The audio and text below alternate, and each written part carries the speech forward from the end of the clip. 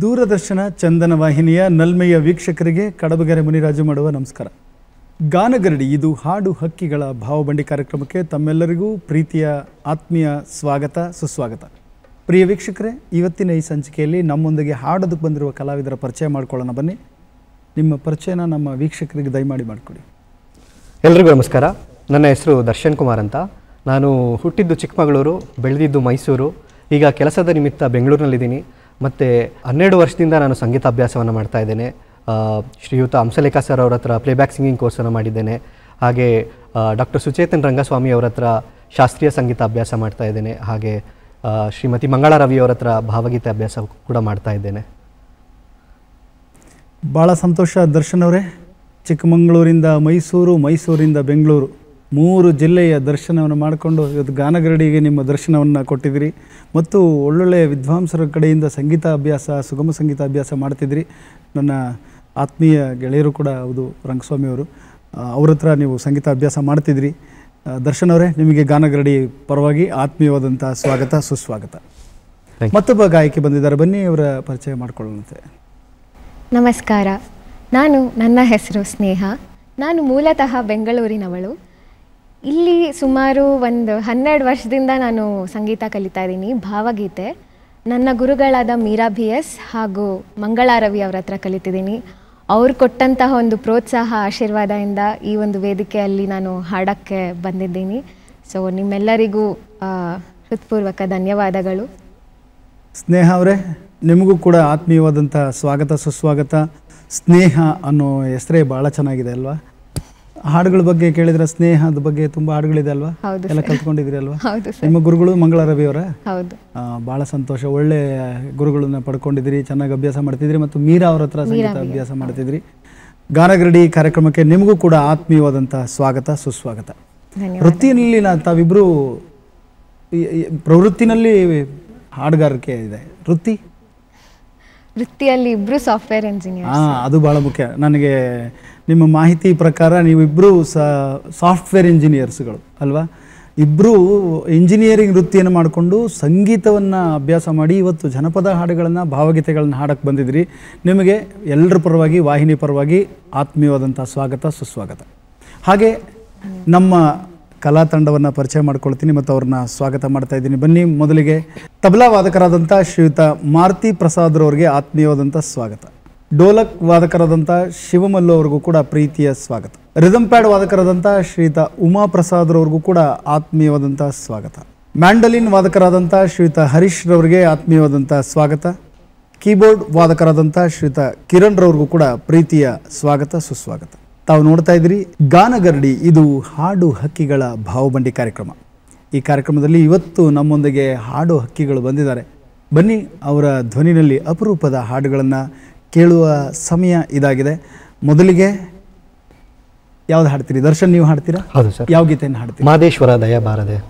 ಸಂತೋಷ. ದರ್ಶನ್ ಅವರ ಧ್ವನಿನಲ್ಲಿ ಮಾದೇಶ್ವರ ದಯಬಾರದೆ ಅನ್ನೋ ಒಂದು ಜನಪದ ಶೈಲಿಯ ಗೀತೆಯನ್ನು ಕೇಳೋಣ ಬನ್ನಿ.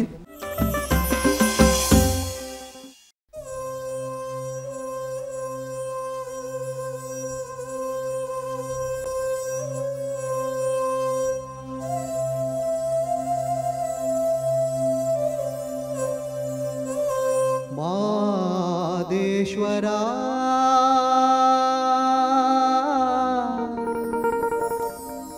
ದಯಬಾರದೆ,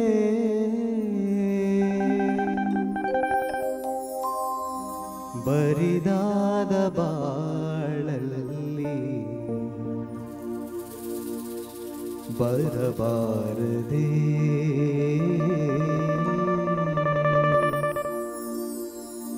ನೀನಿಲ್ಲದೆ ನನಗೆ ಬದುಕೆಲ್ಲಿದೆ.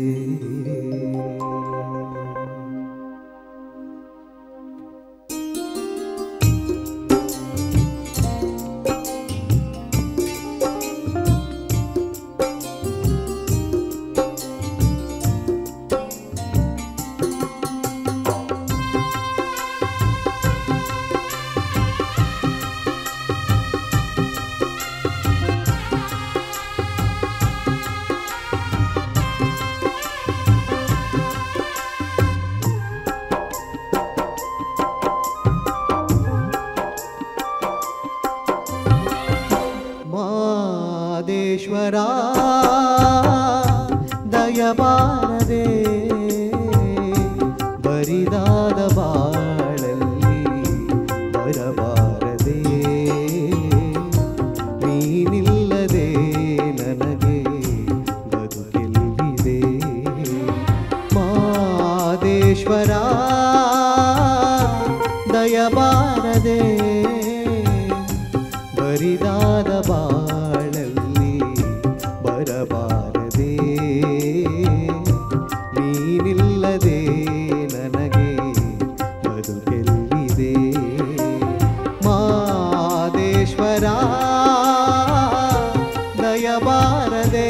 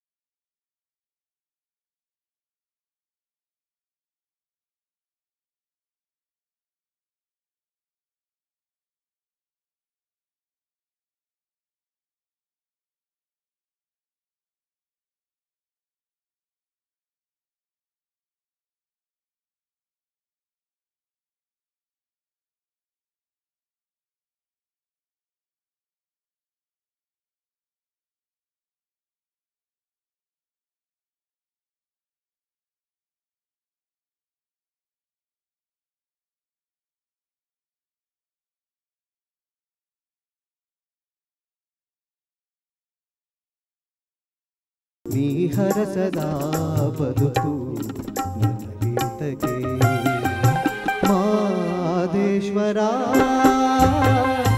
ದಯವಾದೆ ಬರಿದಾದ ಬಾಳಲ್ಲಿ ಬರಬಾರದೆ ನೀನಿಲ್ಲದೆ ನನಗೆ ಬದುಕೆಲ್ಲಿದೆ ಮಾದೇಶ್ವರ ದಯವಾ ದಯಬಾರದೆ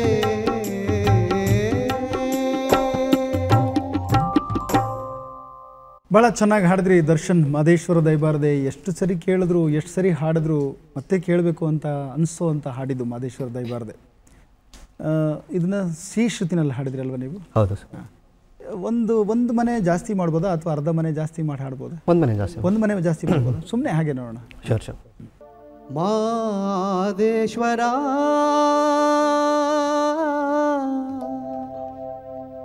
ದಯಬಾರದೆ ಆ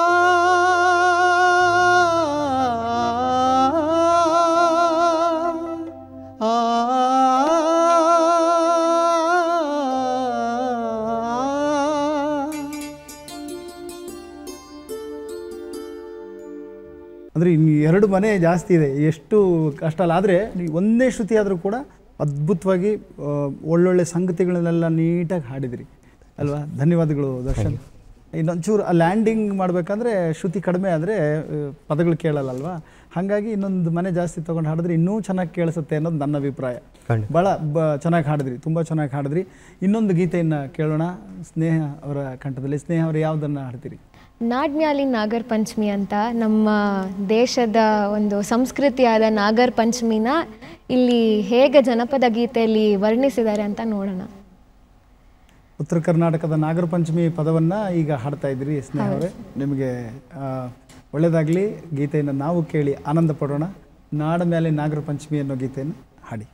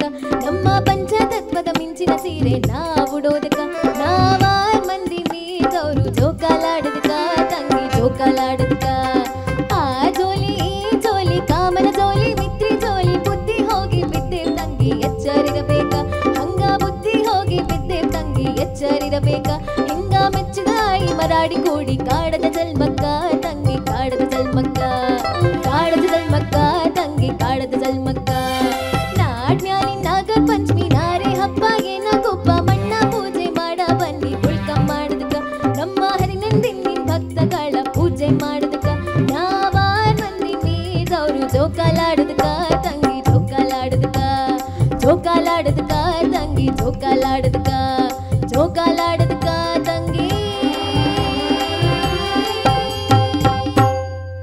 ಜೋಕಾಲಾಡದಕ್ಕ ಹೊಟ್ಟೆ ಒಂದೆಣ್ ಕೋಡಿ ರಮ್ಮ ಕಾವುಟಿ ರಂಗನಿಗೆ ಕಸ್ತೂರಿ ರಂಗನಿಗೆ ಶಯನ ಮಾಡಿಸಿಕೊಂಡು ಅಪ್ಪ ರಂಗಯ್ಯನ ಮಗನಿಗೆ ಹೆಣ್ಕೋಡಿ ರಮ್ಮ ಹೆಣ್ಕೋಡಿ ರಮ್ಮ ರಮ್ಮ ಚಿಟ್ಟುಂಡೆಕಾಯಿ ಚುಳುಕಾದ ಮುಳುಕಾದ ಚಿಕ್ಕರಸಿ ಮನೆಯಲ್ಲೊಂದು ಹೆಣ್ಣಿಲ್ಲವಮ್ಮ ಹೆಣ್ಣಿಲ್ಲವಮ್ಮ ಹೆಣ್ಣಿಲ್ಲವಮ್ಮ ಆ ಪದಗಳು ಕೇಳೋದೇ ಚಂದ. ನೀವು ಗಂಗವ್ವ ಗೌರವ ಬಾಡ್ರಿ ಹಾಡಿದ್ರಲ್ಲ, ಹಾಡಿ ಒಂಚೂರು ಅದನ್ನ ಹಾಗೆ. ಗಂಗವ್ವ ಗೌರವ ಬಾರಿ ನಿಂಗವ್ವ ನೀರವ ಬಾರಿ. ಅದು ಚೆನ್ನಾಗಿದೆ. ಗಂಗವ್ವ ಗೌರವ್ವ ಅದನ್ನ ಹೀಗೆ ಆಡ್ಬೋದು. ಗಂಗವ್ವ ಗೌರವ್ವ ಬಾರೆ ನಿಂಗವ್ವ ನೀಲವ್ವ ಬಾರೆ ಸಂಕವ್ವ ಸಂತ್ರವ್ವ ಬಾರೆ. ಆ ಪದಗಳು ಕರೆಕ್ಟಾಗಿ ಹೆಸರುಗಳು ಕರೆಕ್ಟಾಗಿ ಕೇಳತ್ತೆ ಅನ್ನೋದು ಅಲ್ವಾ? ಚೆನ್ನಾಗಿ ಹಾಡಿದ್ರಿ ಸ್ನೇಹ ಅವರೇ. ಬೆಂಗಳೂರಿನಲ್ಲಿದ್ದು ಜನಪದ, ಉತ್ತರ ಕರ್ನಾಟಕದ ಜನಪದವನ್ನು ಅರ್ಥ ಮಾಡಿಕೊಂಡು ಹಾಡಿದ್ದಿದೆಯಲ್ಲ, ಅದು ಭಾಳ ಪ್ರಶಂಸನೀಯ. ನಿಮಗೆ ಎಲ್ಲರ ಪರವಾಗಿ ಧನ್ಯವಾದಗಳು. ಚೆನ್ನಾಗಿ ಹಾಡಿದ್ರಿ, ಧ್ವನಿ ಕೂಡ ಚೆನ್ನಾಗಿದೆ. ಸ್ನೇಹ ಅವರಿಗೆ ಮತ್ತೊಮ್ಮೆ ಧನ್ಯವಾದಗಳನ್ನು ಹೇಳ್ತಾ ಇನ್ನೊಂದು ಗೀತೆಯನ್ನು ದರ್ಶನ್ ಅವರ ಧ್ವನಿನಲ್ಲಿ ಕೇಳೋಣ. ದರ್ಶನ್ ಅವ್ರು ಯಾವ ಗೀತೆಯನ್ನು ಹಾಡ್ತೀರಿ? ಡಿವೇಟ್ ಇಬ್ರು ಹಾಡ್ತೀರಾ? ಭಾಗ್ಯದ ಬಳೆ. ಯಾವ ಗಿಡ? ಭಾಗ್ಯದ ಬಳೆಗಾರ ಕೇಳೋಣಂತೆ ಇಬ್ರು ಧ್ವನಿನಲ್ಲಿ. ಭಾಗ್ಯದ ಬಳೆಗಾರ ಹೋಗಿ ಬಾನಂತವರಿಗೆ.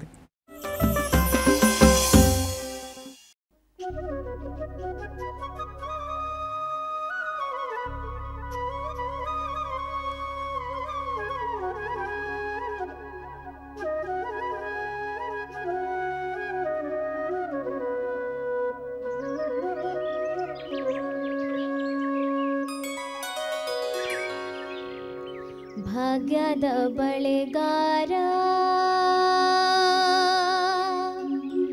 ಹೋಗಿ ಬಾನಂತವರಿಗೆ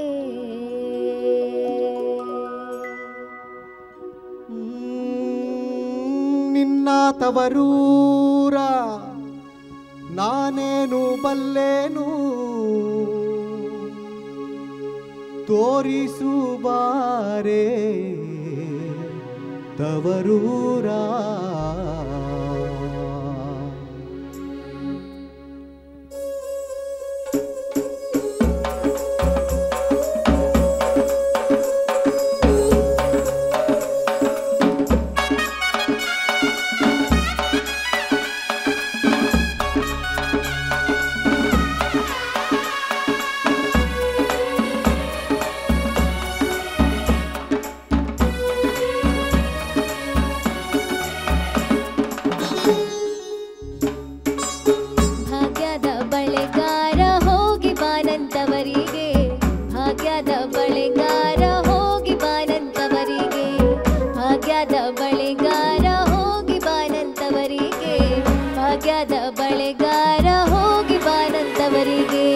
ನಿನ್ನ ತವರೂರ ನಾನೇನು ಬಲ್ಲೇನು, ನಿನ್ನ ತವರೂರ ನಾನೇನು ಬಲ್ಲೇನು, ಗೊತ್ತಿಲ್ಲ ಎನಗೆ ಗುರಿಯಿಲ್ಲ ಎಲೆ ಬಾಲೆ ತೋರಿಸು ಬಾರೆ ತವರೂರ.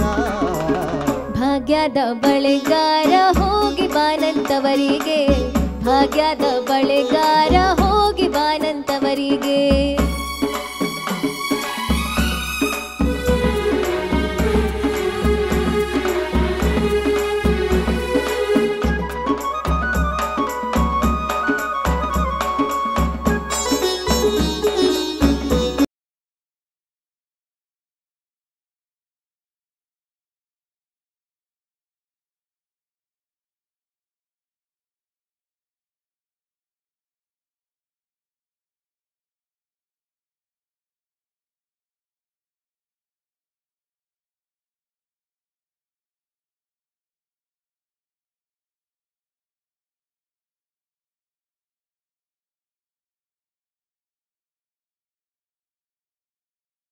ತೋರು ಬಾ ನಿಂತವರೂರ.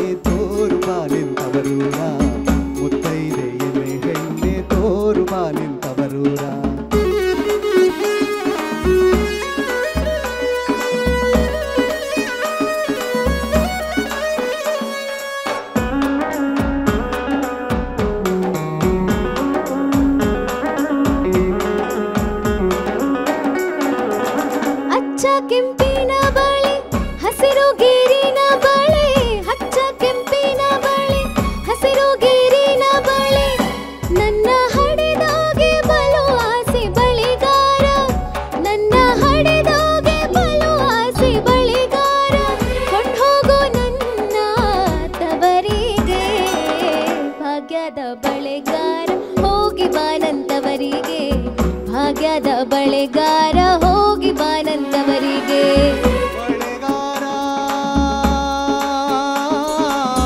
ಭಾಗ್ಯದ ಬಳೆಗಾರ ಹೋಗಿ ಬಾನಂತವರಿಗೆ. ಭಾಗ್ಯದ ಬಳೆಗಾರ ಹೋಗಿ ಬಾನಂತವರಿಗೆ. ಭಾಗ್ಯದ ಬಳೆಗಾರ ಹೋಗಿ ಬಾನಂತವರಿಗೆ.